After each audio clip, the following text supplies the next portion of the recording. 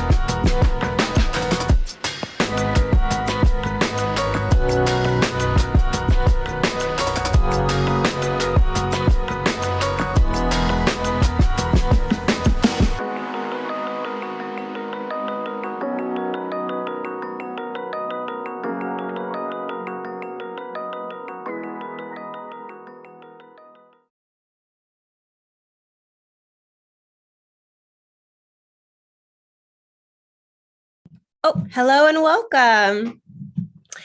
Today we are unlocking the Ajna Hub, and this is our 8th installment of the Thrive by Design series. So we've already been through the majority of the hubs in our body graph, and we call them hubs because they're gathering points and they're homes that have a thematic energy about them, and the archetypes have a room in the home. So we call them hubs instead of centers, just because we like being creative and creating new names for things.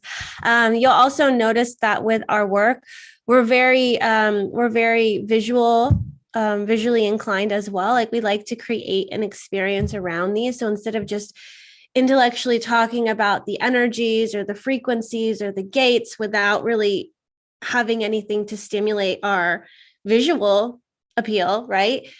We created these archetypes to personify and give human qualities and characteristics to the archetypes. So within the hubs that we have created, we also have the archetypes, and the archetypes have their own name, they have their own personality, and it's very much based on gene keys, human design, astrology, the I Ching, all of that information kind of put in a soup together, alchemized, and then delivered.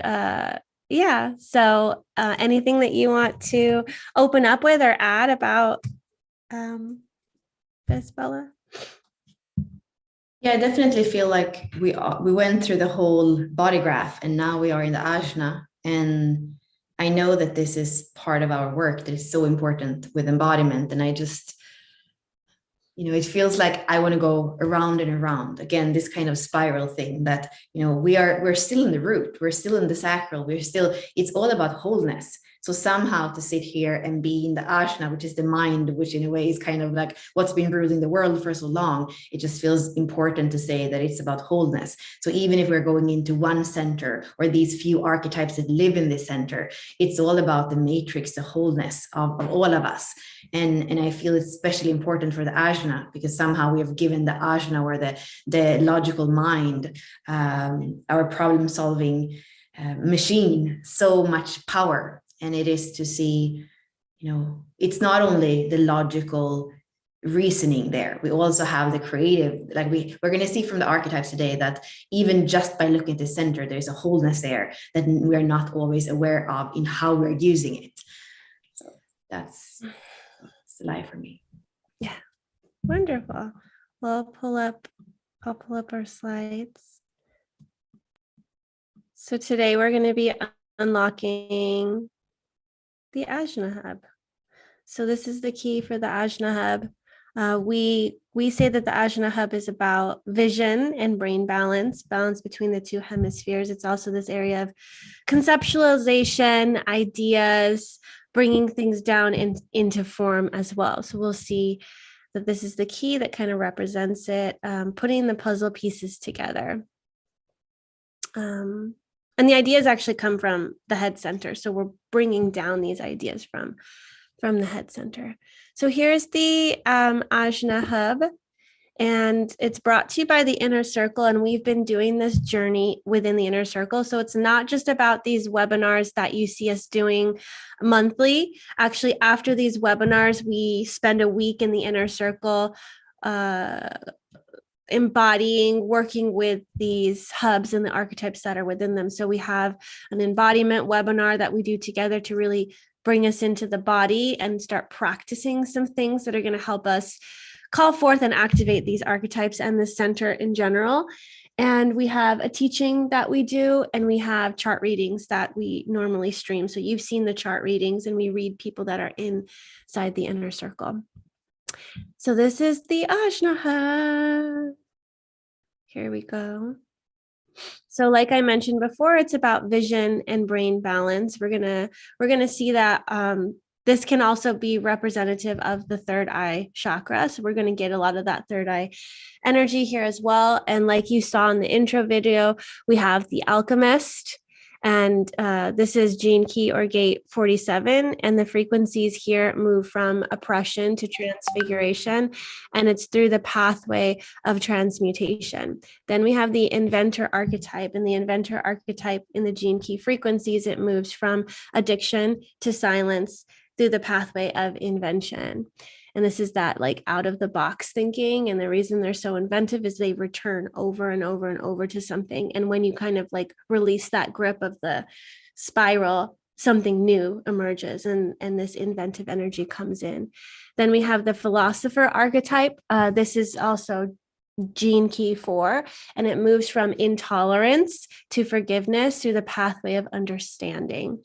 Then we have the idealist archetype. The gene key frequencies move from obscurity to light through the pathway of idealism. And then the rebel archetype, this is gene key 43, moves from deafness to epiphany through the pathway of insight. And then we have the 17, which we call the discoverer. And the discoverer moves from opinion to omniscience through the pathway of farsightedness. And those are the 6 archetypes that live in the Ajna Hub. Okay, so Bella, what direction shall we take in this unlocking today? Where do you feel the energy flowing? I feel it's important to understand with the archetypes that they care about different things. And that's what we spoke about in the throat center as well. The throat center that kind of goes everywhere. And here, again, we have those 3 main things that we can tie to the circuitry. So there are those archetypes that care about the collective process. So the 17 and the 47, the 11, the 4. And we have what's logical in that collective process, which is logical reasoning, and what's abstract. So the 11, for example, is abstract. The 4 is logical. The 47 is abstract, and the 17 is logical. So the way that they are going to reason is going to be either, you could say, creative, what is called right side brain, or it's going to be logical and left side brain. And then we have everything that's in the middle, which is individual. And it's actually going to be that inner pulse, or the pulse, the insight that just comes as an inner knowing. That's very different from the reasoning process that the other archetypes care about. So I feel that depending on what you have activated, you're going to know how your reasoning usually goes. And then, of course, which we are going to go in more next week, is it open or is it defined as a center? Because if it is defined, that means you have a channel going to your Ajna with one of these 6 archetypes included, then that is really what you're here in a kind of narrow way to live out in the world, to express them through wherever it's going in your throat or wherever it's connecting to in the world. This is your narrow process that you're here to impact others with, and especially us with open minds. When we're near you, we're going to feel that consistent way of processing, conceptualizing that you have. And for me, for example, I only have the 11 twice in Neptune in an otherwise open, completely open Ajna. So for me, that archetype is very important in how I kind of see the world, which sometimes I feel is a little bit in friction with all of my logical circuitry. And I think, Ashley, for you, I mean, I'm kind of just going here without having a direction, but finding the direction. You have a lot of different gates in the center. It's open for you, and you have all these gates that are constantly pulling on you. And we know that in the Ajna center, there is a potential for anxiety, especially when we have hanging gates that are kind of looking for the other side. So you have, what do you have in an open Ajna? I have everything except the individual circuitry. So I have the 47, the 4, the 11, and the 17. Yeah. So it's a blend of different energies. And I don't have, like, it's reaching for something it doesn't have. So it's in an open center. So my 47 is waiting for, all the mental images and things to come down so I can piece them together and be like, oh, here's the puzzle. And it's a visual thing. It's not like a logical thing. The 4 is a logical thing. I'm like, okay, detective, give me all the pieces. We're going to find the truth together. The 47 is like, yes, we will illuminate together. Let's see the bigger picture of things together. And the 4 is like, yeah, I want the truth. I want to understand. I want to understand this. And then the 17 is reaching for the 62, which we call the scientist, and the 17, just like the 4, is logical. It's like, it kind of goes just like your brain. It goes crisscross. Like your right brain is actually connected to the left hemisphere of your brain, and your left eye is connected to the right hemisphere of your brain. So it kind of crisscrosses here. So logical, abstract, like Bella was saying. So, and actually here, I just want to put in that what you and I are connecting through an electromagnetic is the 17 and the 62.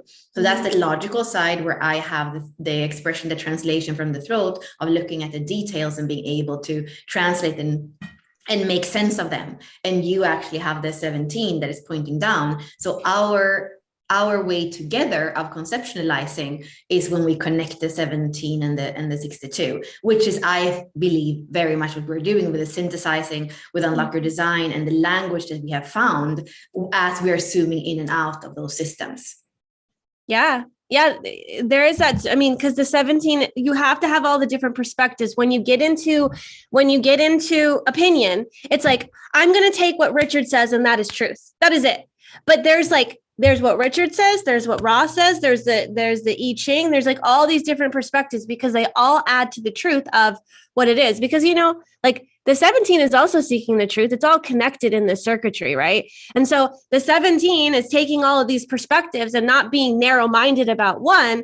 And the 62 is also like detail-oriented. It's like, okay, we're going to name it. And that's what we're doing with the archetypes. We're naming them. And Bella's also organizing the copy with it. Like, she does a lot of, almost all of the copy of the archetype. And we kind of have that whole thing, if you think about discerning the thing. I mean, the 58 and the 18, discerning kind of was often how we can refine it. And then we have the rhythm and the collective in the 5 and the 15 that you have. Then I have the 31, the 7 to kind of like speak the direction to all of you that are here. And then, and then it kind of comes from the inspiration down from the 17, like it comes from the bottom and goes up, that whole logical circuitry of kind of discerning the process, refining the process, translating the process, touching the collective with the process. And it's all on that logical side. What is it we're looking at, and how can we bring it to you in a way that makes sense?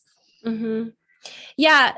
So the way, I mean, I love what you're saying, and everybody, you all can do this with yourself to know, like, how does your energy move? How does it flow? That's why we're teaching what we're teaching. That's why we're bringing this information to you, because it's not just about the frequency bands of the gene keys. It's like, oh, I have this gate or this gene key and this gene key. You actually need the human design aspect of it, because it tells you, how does the energy flow? Do you have collective circuitry? Do you have tribal circuitry? And depending on, like, what you are made of is going to attribute to your personality. So, like, what, like, the whole idea and concept of the self and the not self. How do you even know what the not self is if you don't actually know who you are? We can extrapolate and try to figure out who we are, but this is like a map. It's like a genetic coding, a blueprint that says, this is who you are. This is how your energy works. And you can try to dispute it. And I know there's multiple layers of things. We're multidimensional, multifaceted. You can go into Sidereal. You can go into all these different, like, Myers and Briggs, like all these different things that try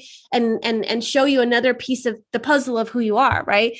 There's nothing wrong with any of those things. It's about taking it and not being solid and set on, this is the one truth, because we are malleable, we grow, we evolve. But what this shows us is, what is defined in us? What are we contributing to the world? And what are we here to receive in? Because if you have the 4, but you don't have the 63, you're going to attract people into that, especially if in your if in your design, you wanting to bridge something to the throat, or you're wanting to bridge a split.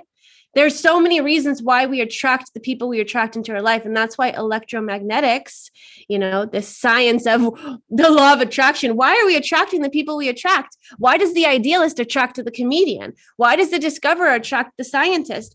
Why does the rebel attract the translator? The rebel attracts the translator because it has this this spontaneous insight and knowing. And the translator takes that knowing and translate it so that it can take that individual knowing and share it, and spontaneously share it with others to be inspired by. Definitely. And again, I feel there is this permission slip. Sometimes I'm like, why do I have to care so much about that? And instead of making yourself wrong for what you care about, when you understand circuitry, you realize that it's there in you and that you're here to care about that. And it doesn't matter if your partner doesn't care about that. Your partner might be completely tribal and you're like, oh, support. It feels so sticky, like, oh, like, but you, like, there is something else, your own process of your, like Ashley was saying, your own spontaneous knowing of kind of just being with God and with inspiration, having those insights. That's what you live for. You're not here to make yourself wrong for that, or your partner wrong, or your business partner wrong. Like, it is about giving ourselves the permission slip to be who we are. And then we can use the map to understand ourselves better. And like Ashley said, it's not a fixed map that this is the only thing I am. But when I see what the circuitry says, what I care about, I can build with that. Even like, this is what I care about. This is what I'm here to express in the world. This is what I'm here to share with the other. This is how I'm here to dance with life and with you through being human. Mm-hmm. I love the idea of the permission slip, because we are all conditioned, and there may be people in your life that are very prescriptive, where they're like, this is what matters. Yes, it is what matters to them. And everything that people are expressing and saying that they have the passion behind, it's like, let them have that. That is their opinion. When we're looking at the 17, we get fixed on opinion because we've made it mean something about us, and we've made it solid as if this is my truth. And then it doesn't allow any other perspectives to come in. So the 17 can't cling so tightly to the opinion of things. It has to be farsighted. It has to look at and hold all perspectives. And then you can choose your preference. Then you can decide that this is what I've extrapolated. This is my truth, but someone may arrive at a different opinion, at a different understanding. Yeah. And it's just interesting, like when Bella was talking about tribal circuitry as well, and maybe she doesn't have a lot of tribal circuitry in her, that's kind of how these conversate and talk to each other as well. The 11 is not going to have the same ideas or beliefs as the 17 is, because they're in different circuitry, right? One of they're not in different circuitry, they're in a different circuit. So if one of them is logical and one of them is abstract, then they may not be able to communicate well to each other. So you're going to have to find a way to translate. And the ajna is very, I mean, you can feel just the energy of us speaking about this. It's super mental. It's like very mental energy. And you can almost feel the gears and the cogs moving in the brain, trying to understand something, trying to extrapolate. Like with my open head, ajna, and throat, I always have to be very conscious of how I'm communicating, because like when we're calling something in, I can't help but become that. And I'm like, it's super mental up in here today. And that's why the mind is not an authority. We don't, like, the mind is none of the authorities. We have, the emotional authority, the sacral authority, splenic authority, self-projected. Like, we have all those, but nowhere is somebody going to be a mental authority. You can be a mental projector, but you're only using your mind to understand what you're taking in from the outside, what the environment is what you're receiving from the environment, and then you're understanding it and conceptualizing it and making your opinion and your ideas on it, right? But it's not an authority, it's just a tool. Your mind is a tool.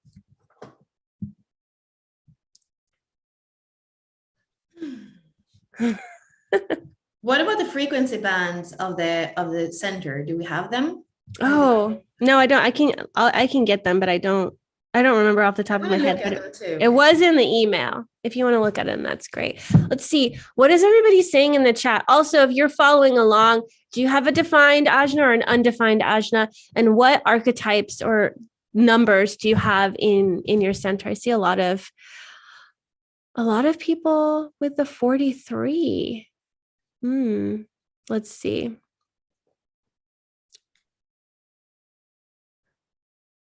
Undefined 17, 11, and 24. Yeah.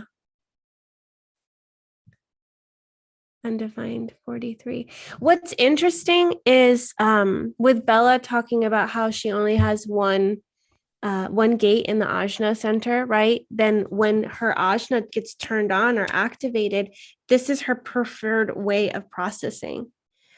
When I have the 47, the 4, the 11, and the 17, it's kind of a convoluted mishmash of energy. So it's like, it's not as distinct. Like people that have just the 43, that individual insight and that boom, the lightning strike, like, I know that's what's going to come out of your ajna. I know. And whether if it's undefined, right, it's going to be, I know, but I actually don't know how to articulate my knowing. I just know, because you're reaching for the 23 that's going to translate it. If you have the 43 and the 23, that's this individual insight and knowing that gets translated and communicating. And just because you have the 23 doesn't necessarily mean that you're an amazing communicator. It may be something that you are going to create a skill and master over time. It may be actually hard for you to express because you may be shut down by your individual expression and knowing so much. So you feel that constriction, like you really need to be speaking to the right people. Otherwise that individual expression and knowing is going to like be met with the wrong people. And you're going to just feel like, I'm such a freak. Why does nobody like think like me? I'm going to just keep my thoughts to myself. And I want to bring in something here because I have the 11 with a million different ideas. So this is probably something we'll go into next week, but I want to spark a little bit of inspiration around it. So I can see in my case, so I have the 11 twice in Neptune, and Neptune can veil things. It can kind of hide things from us. It can look like it's kind of foggy. And the 11 is the idealist. So it's abstract and it can always kind of see what's possible. And my motivation in human design is hope. So you can, and I also have a lot of 6 lines. So you can see that mix of how my mind works. It always goes to this 11, the idealist. And even with the most horrible of the dark archetypes, it finds some kind of way of being idealistic about it and how great it is. And with the 6 line, the same thing, the idealism of the 6 lines. And then a second color of hope in my motivation. Like, it can take me quite far out there. And I think for all of us, because remember, motivation has to do with 1 decimal out from the line in our personality, sun and earth. So you're going to look at your personality, sun and earth, you're going to see the gate, you're going to see the line, then there is 1 more decimal, and that's what we call the color. It's going to be from color 1 to color 6. And when you look at your motivation, this is how you're here to how you're here to be motivated, how your mind is here to kind of see things and get motivated. And we know that the mind often kind of clicks and it doesn't help us. So it's often in transference. And we did a masterclass, we can put that in the chat too, with this. And I feel it's extremely rich to look at what is your motivation and your transference, and how does that relate to the gates that are defined in your ajna, and especially, together with the line of those activations. Do you have 43, 4, and 24? Are they all interest person lines, or are they all in like first lines?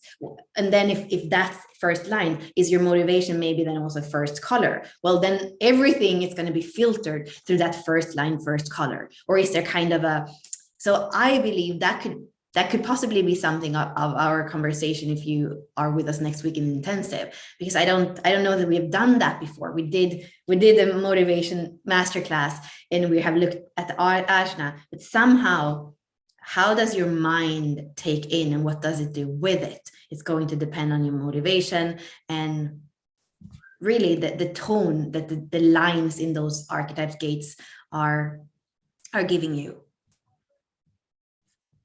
Mm-hmm. Yeah, and the what was the name of the masterclass we did? Was that the threshold one? Threshold, the courage to thrive. Yeah, that was threshold. Yeah. And I think it's like two. It's like, yeah, it's one of the 3 days or something like that. Yeah. And it's like $11 or something like that in the academy. So it's super affordable. We have so much information on the motivations. And I wasn't even putting that together with the motivations. What did you find that the frequency bands are for the yes, so I love them. So we were saying that there is potential for anxiety in all these gates. They all have their specific anxiety. We'll go through that next week, what it is. At the low level, it is a stuckness. So you are like the mind is holding on, and then there's anxiety. It's a stuckness, a contraction. Then at the gift frequency, we have an activity, because the gift frequency is the human, and we're here to be on the human path and to be active. So for this center, it's thinking. So it goes from a stuck anxiety to the gift of thinking, but it's active. It's never relaxed. The mind never stops. And then when we go to the acidic frequency, that's when it becomes receptive. It becomes passive. It's become beingness. So the highest frequency is awareness. So the contracted state, the shadowy anxiety, the gift is thinking, and the city is awareness. I love that. Awareness seems to pull. So anxiety is this grasping or gripping, like, oh, I need to find the answer or figure this out or be relieved of whatever the pressure is, because the head center is a pressure center, just like the root. And the head center is a pressure center of anxiety. So it's bringing down the low levels of psychosis, doubt, and what's the other one? Confusion. Psychosis, doubt, and confusion is bringing that. And when you have that, and that's what you're receiving, you're like, that causes a great deal of anxiety.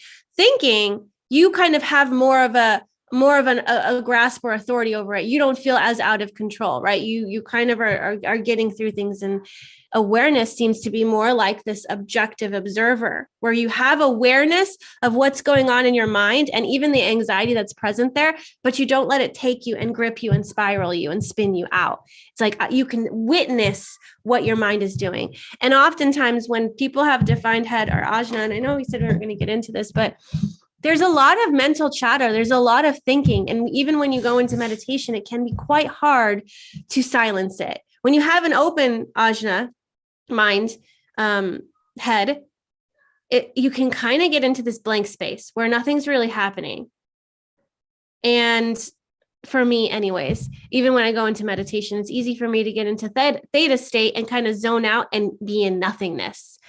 And for people that have constant chatter, it's not about eliminating the chatter. It's actually about observing it so that you're not participating in it. You're like, no, thank you. But you can see it happening. You can maybe hear it going, and you're like, and it's so strange to watch your mind work, to be an observer of your mind. And I know that Ra talks about that a lot, as well as observing the mind, observing what it says and not being attached to its opinions, not being attached to the oppression it would say that it has from that. Oh, I'm so confused. I'm so oppressed by this confusion, or the addiction and the looping that the 24 can get into.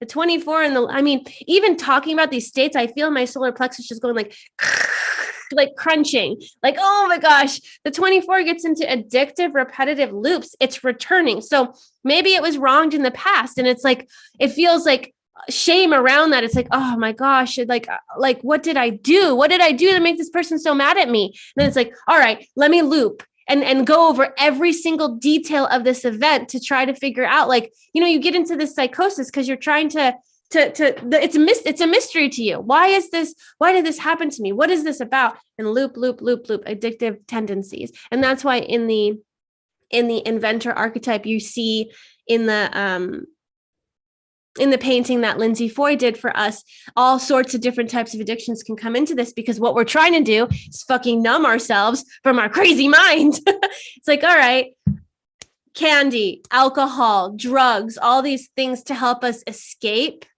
what's happening and the oppressive thinking that we have.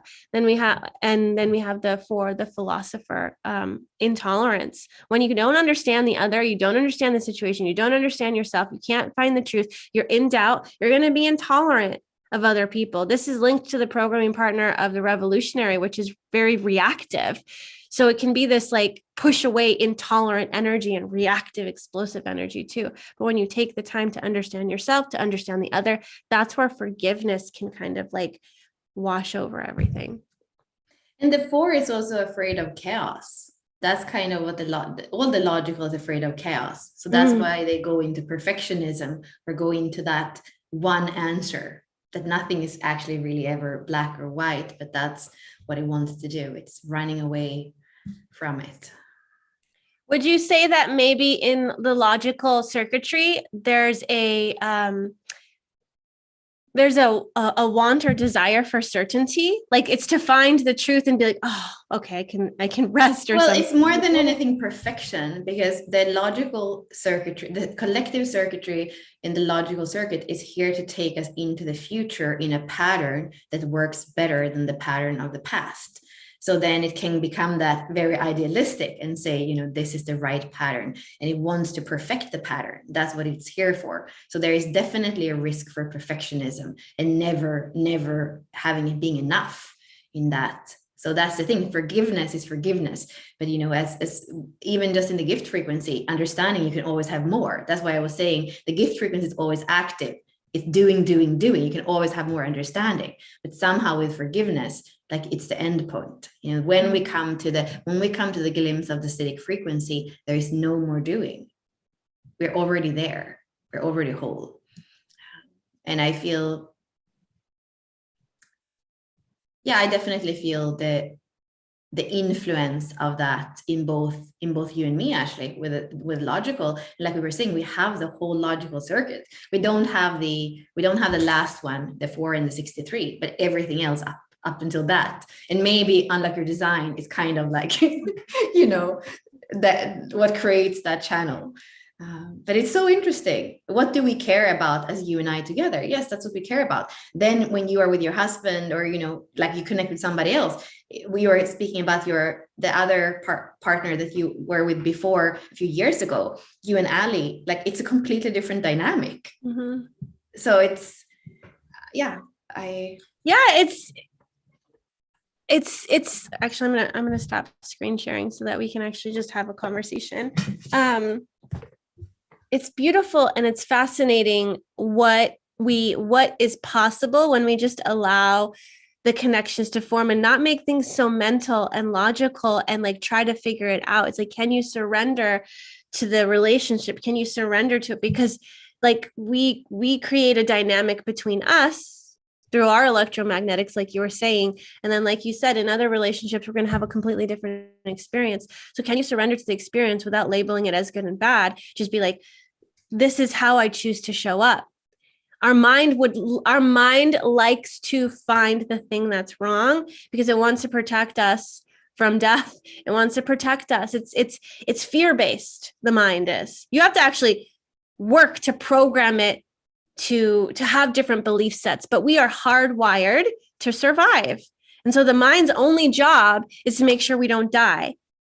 So that's what's processing inside of the mind, but the other parts of us would have a different experience. And it's about using the mind, like we said, as a tool, and what's happening in there, not making it solid and set, and not making decisions based on what you've come to. I know that for my husband, he's a self-projected projector, and he thinks about things so much, but he has an open head and ajna. And the reason it comes in is like, I know that he has the confusion. He has confusion. No, he has doubt. He has the 63. And so he wants to arrive at certainty. He's like, I need to be certain that I'm moving forward in the right way.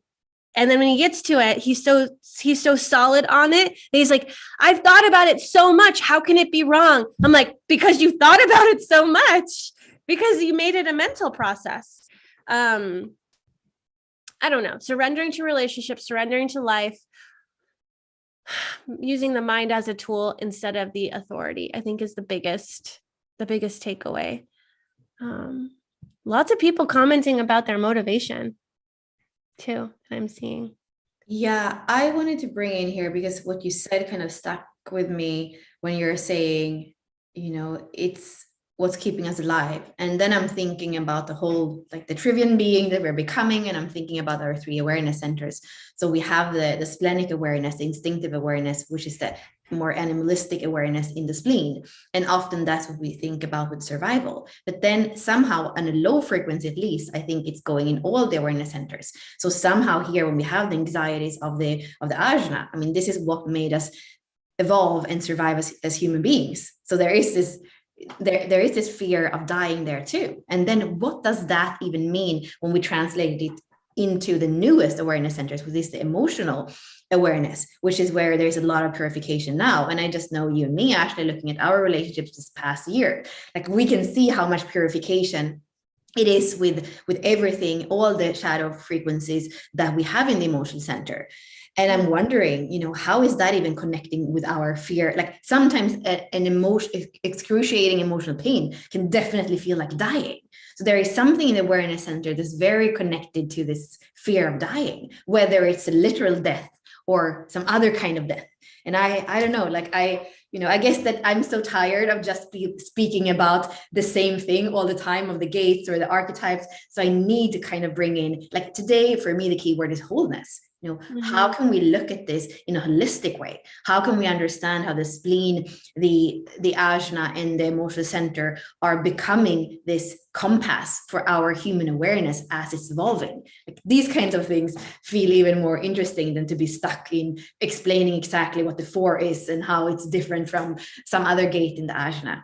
It is about starting to understand, how awareness works and where it comes from, and how we move with it. And and I like this direction. There's something about having respect and appreciation for the mind and the brain, because think about it, if you didn't have it, you would be a vegetable. There's so many things the brain is responsible for. And there's so many processes there that are so automatic, and you're not doing it, like breathing. It just happens, the functions of your organs, it just happens. The brain is amazing. It's an amazing tool. And when we get to dive into, the gene keys and our programming and all of that stuff, we get to rewire the brain. And it's not that the brain is the authority of us. It's that, like, when you come into awareness and you have awareness of, like, your motherboard and the programming that your supercomputer has, you as a creator God get to be like, all right, that belief doesn't serve me anymore. So I'm going to rewrite a new code. And that's what's awesome about this, is like you can literally transform the way that your body processes things too. I remember a while back, like working with like my skin issues and thinking like, man, why I'm like 20 something years old and I still suffer from acne. Like, what is this from? And I like really dug deep into it because I wanted to understand it. And I was like, wow, it's this alchemy, it's this transmutation that's happening, things coming to the surface. It's literally the things inside of me coming to the surface. And I like went through this massive breakout because of my awakening and because my awareness opened up. And since my awareness opened up, I was processing so much stuff that was deep, deep down inside of me. So it was coming out. And at one point I was like, is there a more efficient way for getting out what's inside of me? And I was like, just playing with that and toying with that idea. I was like, what if it came out through, going to the bathroom? Like, what other ways can I teach myself or train myself? And it's like, all I had to do was decide, and things started to shift and I started to get new tools. But when it was like, I only had what my body was capable of, it just came out in like breakouts. And so I'm like, oh, I'm processing something. And now because I have more tools, I know how to process things, with movement, breath, with sound, with just like setting the intention that I'm going to release it. I'm going to let it go. It doesn't need to come to a head. I can get it before it comes to a head because you have more awareness. So I don't know why I'm bringing that up, but it felt like popping in. That about the throat center's manifestation last month, like that's really what that center was for. And at the same time, I do believe that when the mind conceptualizes, that's also when it crystallizes and it becomes reality, and there are more things we're going to speak about, the personality crystal, the design crystal, because now we're coming into kind of the makeup of our mechanics, like really when we, in the moment that we come in as a human design, we have the design crystal, the personality crystal, we are in the head in the Ajna where they reside, we have been in the G, which also has to do with that magnetic monopole, which makes us kind of separate in that illusion of being who we are. We are really deep into mechanics, and maybe that's even one of the more interesting and important parts here too, to understand the soul and understand consciousness awareness on an individual level and a collective level. So definitely, actually, I think there is something here, as in a way, as we think it, so we become it, as we think it, so we say it, and then it's manifestation. And that's very, very powerful. There was one thing in the chat that I wanted to comment on. So somebody was speaking about the left, like, does it matter if you have left brain or right brain? Well, the whole thing is, again, wholeness. We both are left brain and right brained.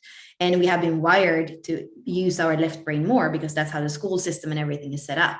So important for us to have both. I do believe that we can see, if you have a lot of abstract, I think these people are artistic. Like I know people that for a fact, where they might even be left-handed when they write. And then, if you have somebody with a 63-4, like they are going to be logical. Like this is the beauty of this too, and if they aren't, they don't have to even have, have gone to school or anything. It's just going to be there in the way they're going to have found some other details to understand. And but that for me, it's so cool. I'm like, I can feel that in somebody right away if they have the 64 and the 4. And I guess Richard Rudd must have both. I think he has both 63 and 4, and then on the other side, the 64 and the 47, if I remember right. So what a perfect way of conceptualizing and be able to bring in the gene keys that actually are aiming at least to have that balance between right brain, left brain, feminine, masculine, yin and yang. Mm-hmm. Mm-hmm. Yeah. And the themes of this center, we said vision and brain balance. And it's not about being it's about balancing the right and left hemispheres of the brain. It's about being able to interact between both. And just because you have more of that logical circuitry and not abstract, that doesn't mean you can't balance it and bring in, just because doesn't come naturally to you doesn't mean you can't balance it. And actually you can balance your brain through so many different ways. And just by going like this, balances the brain. It's like, do it with the Bella, do it. Everybody do it. Yeah, it balances the brain. And you can even use your tongue to see how balanced your brain is. Like, can you take your tongue and stick it out? And does it go to one side? Or can you do like that? There's so many, when you stick your tongue out, can you make it I don't know, maybe we'll do that in the embodiment exercise a little bit too, because there's so many things that you can see to be oh, I'm kind of leaning this way or that way. You can see based on your posture as well. If you are, oriented more to the left or to the right, even the eyes, I think with the 11 and the 17, yes, most of us have one eye that is higher and that one that's lower or bigger or smaller. And that also shows which side of you is more closed down, which side is overdeveloped. It's super accurate usually. Yeah, like I can only raise my left eyebrow. I can't raise my right eyebrow.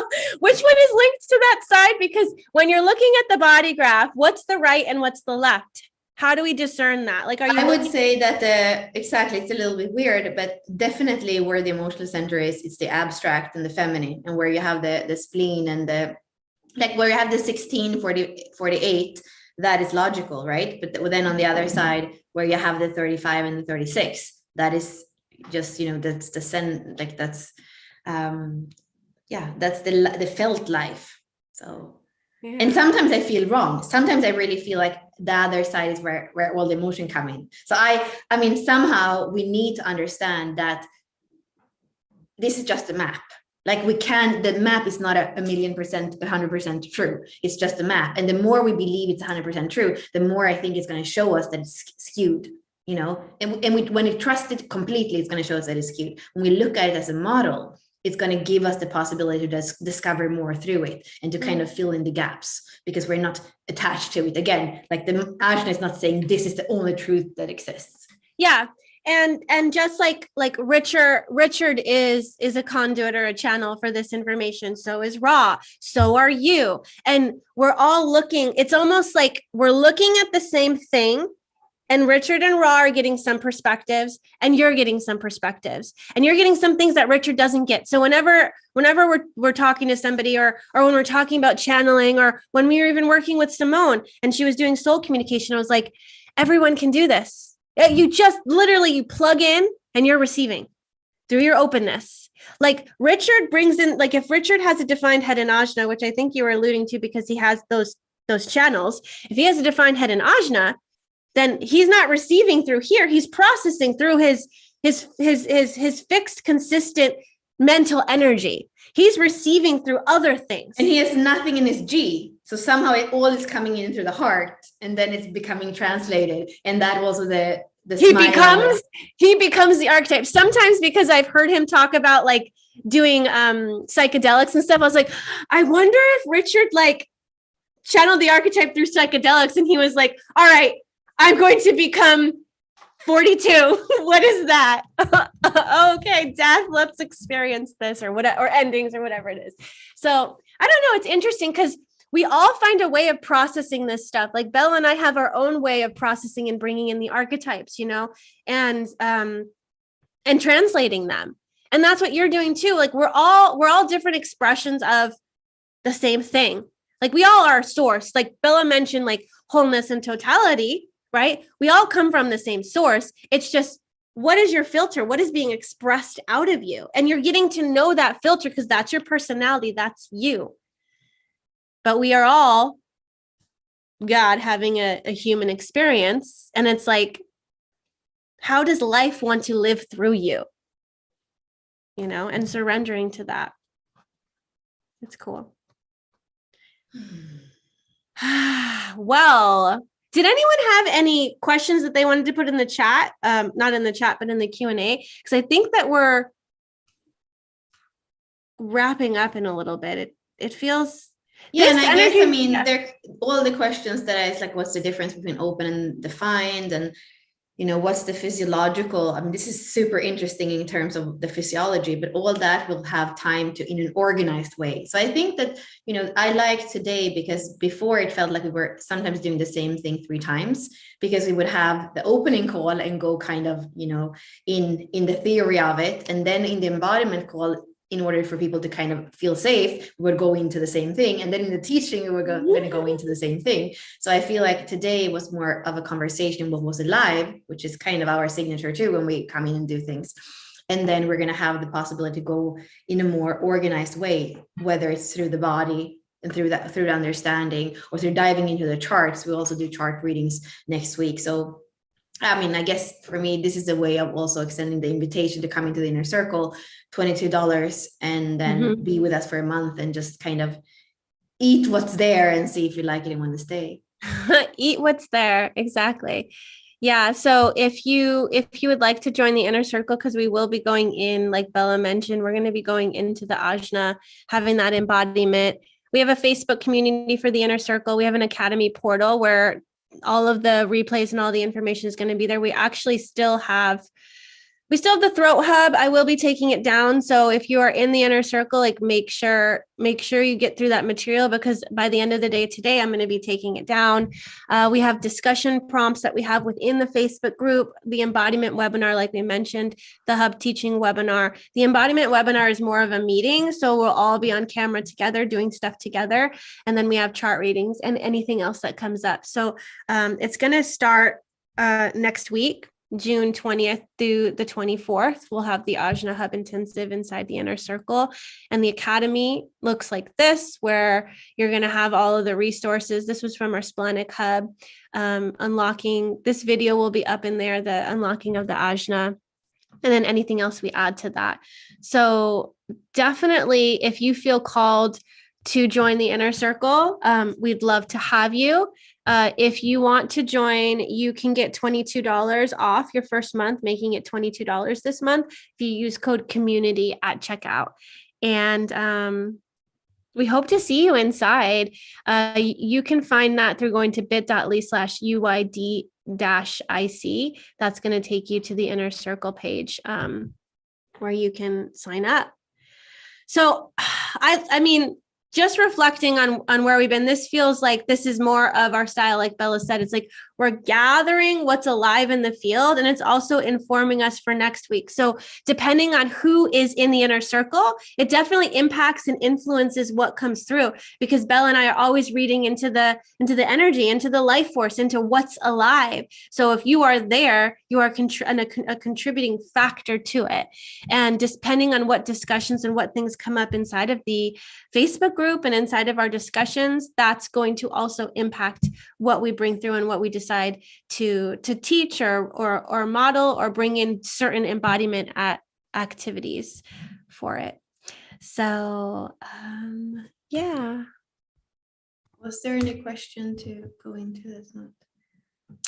Oh yeah, well, okay, so there is a question about the wide open. Definitely when we speak about the undefined, we'll go into what it means to have it completely wide open with nothing. That's super important, specifically for this center. So, I mean, if you have a completely open, come next week, because it's going to be so important for you to understand the defined as well, because you're constantly flooded. I mean, I can tell you for sure that my biggest lessons in life it's the functioning of the ego and the emotional. I have nothing there. It's really what I'm filtering in every moment. So if you have nothing in your ajna, come and learn about it. It's going to help you to be able to discern in your life, you know, where you put your what you're filling your awareness with, and where you're using your energy.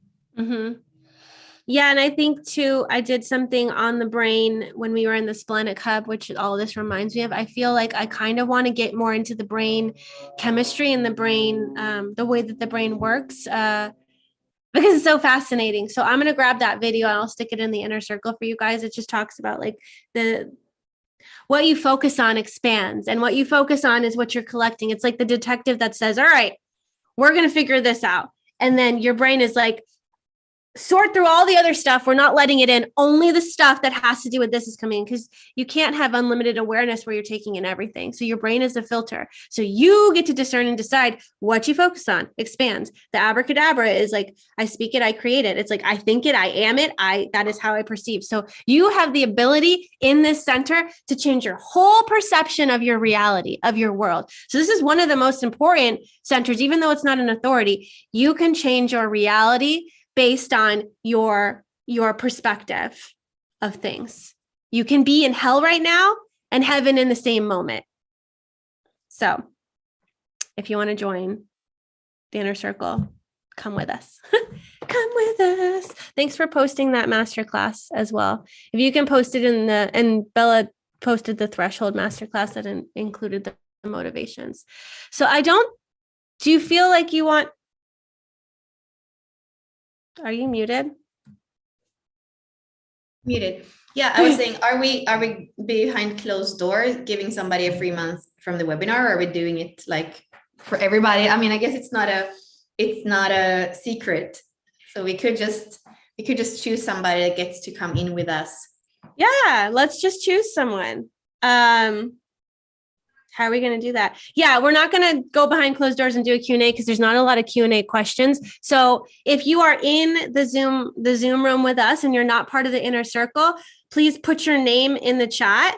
I also feel if you want to donate the inner circle to somebody that you know, you can put their name in the chat. I don't know why I said that, but that's what I feel. Yay. We're just waiting for people to put their name in the chat.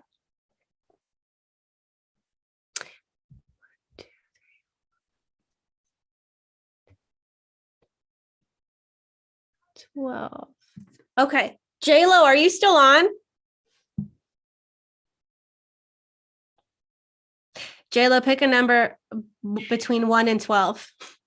No, more than 13. 1 and 13. Oh, never mind. 7. Okay, we're good. Let's see who wins. 1, 2, 3, 4, 5, 6, 7.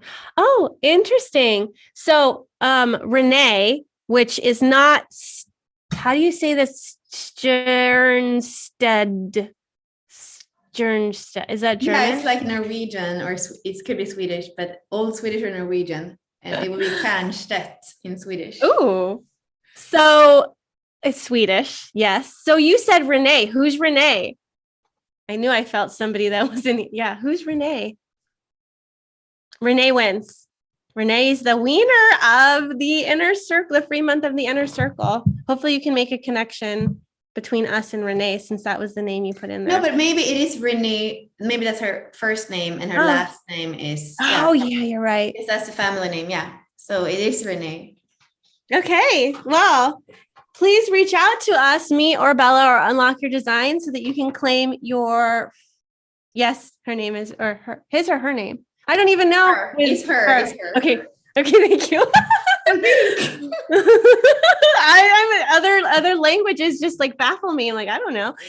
Yes. Thank you so much, Renee. And we are excited to have you join us in the inner circle. And thank you for everybody that watched the unlocking of the Ajna Hub. We're going to get into a more focused intensive next week. We're going to have things planned for the embodiment. We're going to have more focused and intentional teaching as well. And the inner circle is open if you desire. And chart readings. If you're in the inner circle, you also can submit your charts so that we go into them. We usually do like 3-4 in an hour. So there's a lot of things that can come out in that time when we look both at the same chart. So that's exciting too. Yes. Well, thank you for joining us. And we will see you next week.